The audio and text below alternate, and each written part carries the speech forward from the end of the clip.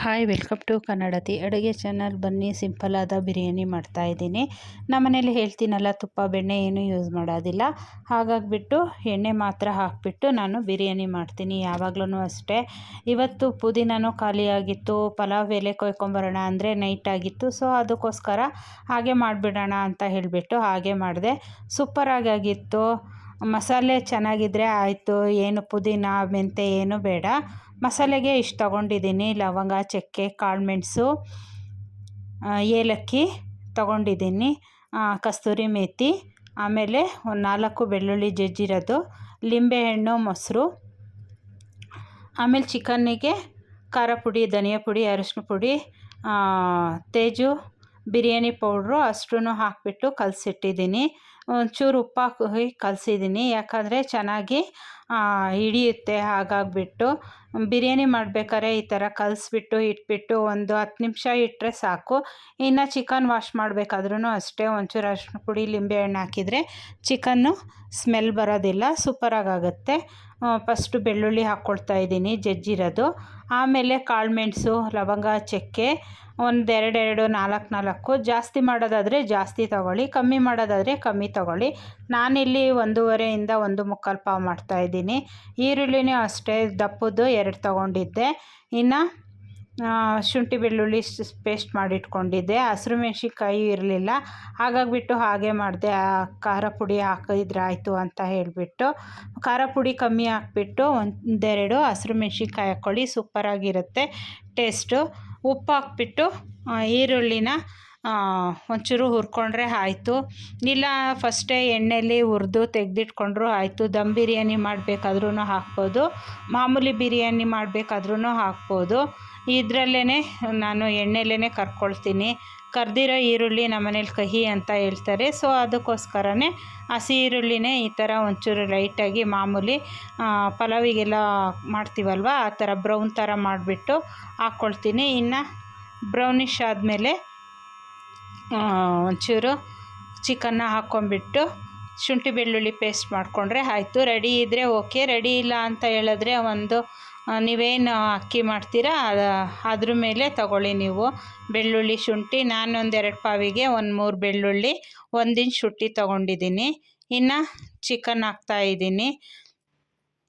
First ಶುಂಠಿ ಬೆಳ್ಳುಳ್ಳಿ ಪೇಸ್ಟರು ಹಾಕ್ಕೊಳ್ಳಿ, ಇಲ್ಲಾಂದರೆ ಚಿಕನ್ನರು ಹಾಕ್ಕೊಳ್ಳಿ. ಹೆಂಗೆ ಮಾಡಿದ್ರೂ ಚೆನ್ನಾಗಾಗತ್ತೆ ಕುಕ್ಕರಲ್ಲಿ ಮಾಡೋದಾದರೆ. ತಪ್ಪಲೆಯಲ್ಲಿ ಮಾಡೋದಾದರೆ, ದಮ್ ಬಿರಿಯಾನಿ ಮಾಡೋದಾದರೆ ಒಂಚೂರು ಕಷ್ಟ ಆಗುತ್ತೆ, ಉದ್ದಿದ್ರೂ ಚೆನ್ನಾಗಿ ಬರುತ್ತೆ. ಕುಕ್ಕರಲ್ಲಿ ಮಾಡಬೇಕಾದ್ರೆ ಒಬ್ಬೊಬ್ಬರು ಫುಲ್ ಅಂಬ್ಲಿ ಥರ ಆಗೋಯ್ತು ಅಂತ ಹೇಳ್ತಾರೆ. ಏನಿಲ್ಲ, ಕುದಿಯುವಾಗ 1-2 ನೀರು ಕುದಿ ಬಂದಮೇಲೆ ಒಂಚೂರು ಕೈ ಆಡಿಸ್ಬಿಟ್ಟು ಸೌಟಲ್ಲಿ ಆಮೇಲೆ ವಿಷಲ್ ಹಾಕಿದರೆ ಆಯಿತು. ತಳನೂ ಹಿಡಿಯೋದಿಲ್ಲ, ಉದುದ್ರಾಗಿ ಚೆನ್ನಾಗಿ ಸೂಪರಾಗಿ ಬರುತ್ತೆ. ಶುಂಠಿ ಬೆಳ್ಳುಳ್ಳಿ ಪೇಸ್ಟ್ ಹಾಕ್ಕೊಳ್ತಾ ಇದ್ದೀನಿ. ಘಮನೇ ಚಂದ. ಕಸ್ತೂರಿ ಮೇಥಿ ಒಂದು ಹಾಕ್ಬಿಟ್ರೆ ಸೂಪರಾಗುತ್ತೆ ಬಿರಿಯಾನಿ. ಒಬ್ಬೊಬ್ರಿಗೆ ಇಷ್ಟ ಆಗಲ್ಲ ಅಂತಾರೆ, ತುಂಬ ಹಾಕ್ಬೋದು, ಹಾಕ್ಬಾರ್ದು. 1 ಚಿಟಿಕೆ ಅಥವಾ 2 ಚಿಟಿಕೆ ಅಷ್ಟೇ ಒಂಚೂರು ಸ್ಮ್ಯಾಶ್ ಮಾಡಿಬಿಟ್ಟು ಹಾಕಬೇಕು, ಆವಾಗ ಘಮ ಚೆನ್ನಾಗಿ ಬಿಟ್ಕೊಳ್ಳುತ್ತೆ. ಹಿಂಗೆ ಕೊತ್ತಂಬರಿ 1 ಕಾಲು ಕಟ್ಟು ತೊಗೊಂಡಿದ್ದೀನಿ 2 ಪಾವಿಗೆ. ಒಂಚೂರು ಬೇಯಕ್ಕೆ ಬಿಟ್ಬಿಡಬೇಕು, ಅರ್ಧಂಬರ್ಧ ಬೇಯಿಸ್ಕೊಂಡ್ರೆ ಚೆನ್ನಾಗಾಗುತ್ತೆ. ಒಂದು 10 ನಿಮಿಷ ಬೇಯಿಸ್ಕೊಂಡು ಆಮೇಲೆ ಅಕ್ಕಿ, ಲಿಂಬೆಹಣ್ಣು, ಮೊಸರು ಎಲ್ಲ ಹಾಕ್ಕೋಬೋದು. ಇಲ್ಲ ಒಂದು 10 ನಿಮಿಷ ಬಿಟ್ಬಿಟ್ಟು ಆದಮೇಲೆ ಮೊಸರು ಹಾಕ್ಕೊಂಡ್ರೂ ಸೂಪರಾಗುತ್ತೆ. ಎಲ್ಲ ಲೈಕ್ ಮಾಡಿ, ಶೇರ್ ಮಾಡಿ, ಕಮೆಂಟ್ಸ್ ಕೊಡಿ, ನೋಡೋಣ ಎಷ್ಟು ಬೇಗ ಎಷ್ಟು ಜನ ಸಬ್ಸ್ಕ್ರೈಬ್ ಆಗ್ತೀರಾ ಅಂತ ಹೇಳಿಬಿಟ್ಟು. ಇನ್ನು ಮೊಸರು ಅಷ್ಟೇ, ಜಾಸ್ತಿ ಮಾಡೋದಾದರೆ ಜಾಸ್ತಿ ತೊಗೊಳ್ಳಿ. ಒಂದು ಸೇರು ಮಾಡೋದಾದರೆ ಅರ್ಧ ಲೀಟ್ರು ಮೊಸರು ಹಾಕಬೇಕು. ಮೊಸರು ಹಾಕಿದ್ರೇ ಬಿರಿಯಾನಿ ಸೂಪರಾಗಿ ಬರೋದು, ಇಲ್ಲಾಂದರೆ ಟೇಸ್ಟ್ ಬರೋದಿಲ್ಲ. ಡಾಲ್ಡಾ, ತುಪ್ಪ ಏನು ಹಾಕಿದ್ರೂ ರುಚಿ ಬರೋದಿಲ್ಲ. ಇನ್ನು ಟೊಮಟೊನೂ ಅಷ್ಟೇ, ಹುಳಿ ಟೊಮಟೊ ಆದರೆ 1-2 ತೊಗೊಳ್ಳಿ, ಬಾದಾಮಿ ಟೊಮಟೊ ಆದರೆ 4 ತೊಗೊಳ್ಳಿ. ಲಿಂಬೆಹಣ್ಣು ಜಾಸ್ತಿ ಹಾಕ್ತೀನಿ ಅಂದರೆ ಟೊಮಟೊನ ಕಮ್ಮಿ ಹಾಕ್ಕೊಳ್ಳಿ, ಸೂಪರಾಗಿ ಬರುತ್ತೆ. ಟ್ರೈ ಮಾಡಿ ಒಂದು ಸತಿ. ಇನ್ನೇನು ಶ್ರಾವಣ ಶುರು ಆಗುತ್ತೆ, ನಾಳೆ ಅಥವಾ ನಾಡಿದ್ದು ಮಾಡ್ಕೊಂಡು ತಿನ್ನಿ. ಶ್ರಾವಣ ಮಾಡಲಿಲ್ದರು ಎಲ್ಲರೂ ಮಾಡ್ಕೊಂಡು ತಿನ್ನಿ. ಹೇಳಿದ್ನಲ್ಲ, 1.5 1 ಮುಕ್ಕಾಲು ಅಕ್ಕಿ ಹಾಕ್ತಾಯಿದ್ದೀನಿ ಅಷ್ಟೇ, ತುಂಬ ಮಾಡ್ತಾಯಿಲ್ಲ. ಯಾಕಂದರೆ ಬೆಳಿಗ್ಗೆ ಮತ್ತೆ ಉಳಿಯುತ್ತೆ ಅಂತ ಹೇಳಿಬಿಟ್ಟು ಸ್ವಲ್ಪನೇ ಮಾಡ್ತಾಯಿದ್ದೀನಿ. ಕೊತ್ತಂಬರಿ ಸೊಪ್ಪು ಹಾಕ್ಕೊಳ್ತಾ ಇದ್ದೀನಿ. ಒಂದೆರಡು ಕುದಿ ಬಂದಮೇಲೆ ಇದು ಮಾಡ್ಕೊಳ್ಳಿ, ವಿಶಲಿಗೆ ಹಾಕಿ. ಆವಾಗ ಚೆನ್ನಾಗಿ ಅನಿಸುತ್ತೆ, ಸೂಪರಾಗಿ ಬರುತ್ತೆ. ಒಲೆಯಲ್ಲಿ ಮಾಡೋದಾದ್ರೂ ಅಷ್ಟೇ, ಅಥವಾ ದಮ್ ಬಿರಿಯಾನಿ ಮಾಡೋದಾದ್ರೂ ಅಷ್ಟೇ. ಒಂಚೂರು ನೋಡ್ಕೊಂಡು ನೀರು ಹಾಕ್ಕೊಳ್ಳಿ.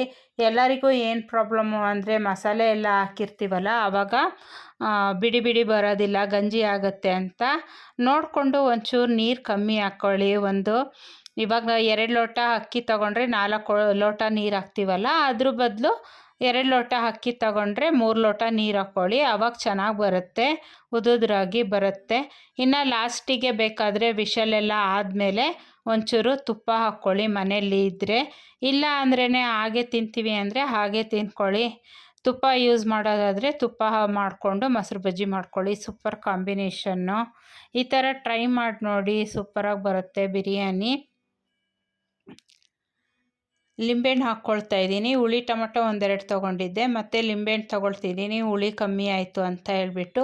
ಉಪ್ಪು ಹುಳಿ ಎಲ್ಲ ಖಾರ ನೋಡ್ಕೊಂಡು ಹಾಕ್ಕೊಳ್ಳಿ. ಹೇಳಿದ್ನಲ್ಲ, ಹಸಿರು ಮೆಣಸಿನ್ಕಾಯಿ ಹಾಕಿದರೆ ಖಾರ ಪುಡಿ ಕಮ್ಮಿ ಹಾಕ್ಕೊಳ್ಳಿ. ಒಂದೊಂದು ಸತಿ ಹಸಿರು ಮೆಣಸಿನ್ಕಾಯಿ ತುಂಬ ಖಾರ ಇರುತ್ತೆ.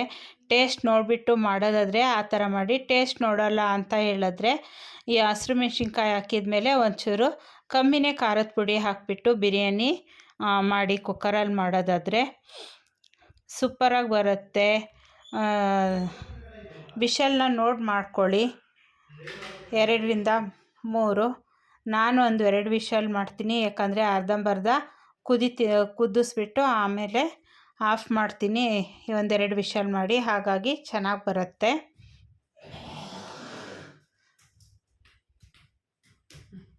ನೋಡೋಣ ಎಷ್ಟು ಜನ ಸಬ್ಸ್ಕ್ರೈಬ್ ಆಗ್ತೀರಾ ಅಂತ ಹೇಳ್ಬಿಟ್ಟು. ಎಲ್ಲ ಲೈಕ್ ಮಾಡಿ, ಶೇರ್ ಮಾಡಿ, ಕಮೆಂಟ್ಸ್ ಕೊಡಿ, ನೋಡೋಣ. ಇನ್ನು ಈ ಥರ ಎಲ್ಲ ಯಾರೆಲ್ಲ ಮಾಡಿಕೊಂಡು ತಿಂತೀರಾ ಅಂತ ಕಮೆಂಟ್ ಸೆಕ್ಷನಲ್ಲಿ ತಿಳಿಸಿ.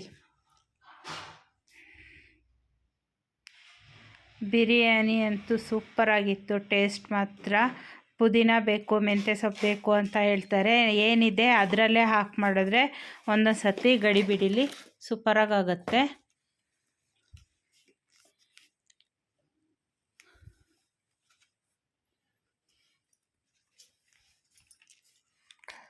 ಶುಂಠಿ ಬೆಳ್ಳುಳ್ಳಿನೂ ಅಷ್ಟೇ ಮಾಡಿ ಇಟ್ಕೊಳ್ಳೋಕ್ಕಿಂತ ಆವಾಗ ಮಾಡಿಕೊಂಡ್ರೆ ಸೂಪರಾಗಿರುತ್ತೆ. ಶುಂಠಿ ಬೆಳ್ಳುಳ್ಳಿ ಹಾಕಿ ಮಾಡಿದ್ರೆ ಫ್ರೆಶ್ಶಾಗಿ ಈ ಥರ 1-2 ಕುದಿ ಬಂದಮೇಲೆ ವಿಷಲಿಗೆ ಹಾಕ್ಕೊಳ್ಳಿ. ನಿಮ್ಮ ಮನೆ ಕುಕ್ಕರ್ ನೋಡ್ಕೊಳ್ಳಿ ಹೇಗಿರುತ್ತೆ ಅಂತ. ವಿಷಲು ಒಬ್ಬೊಬ್ಬರು ಮನೇಲಿ ಬೇಗ ಬರುತ್ತೆ, ಒಬ್ಬೊಬ್ಬರು ಮನೇಲಿ ಲೇಟ್ ಬರುತ್ತೆ. ನಮ್ಮ ಮನೆಯಲ್ಲಿ ಕರೆಕ್ಟಾಗಿ ಬರುತ್ತೆ. ಹಾಗಾಗಿಬಿಟ್ಟು ನಾನೊಂದು 2 ವಿಷಲ್ ಮಾಡ್ತೀನಿ, ಅಥವಾ ಒಂದೇ ವಿಷಲ್ ಮಾಡ್ತೀನಿ, ಅರ್ಧಂಬರ್ಧ ಬೆಂದಿರುತ್ತೆ. ಸೊ ಅದಕ್ಕೋಸ್ಕರ ಈ ಥರ ಸೂಪರಾಗಿ ಬರುತ್ತೆ, ಉದುದ್ರಾಗಿ. ಹೇಳಿದ್ನಲ್ಲ, ನೀರೊಂಚೂರು ಕಮ್ಮಿ ಹಾಕ್ಕೊಂಡು ಮಾಡ್ಕೊಳ್ಳಿ. ಎಲ್ಲರಿಗೂ ಬಾಯ್.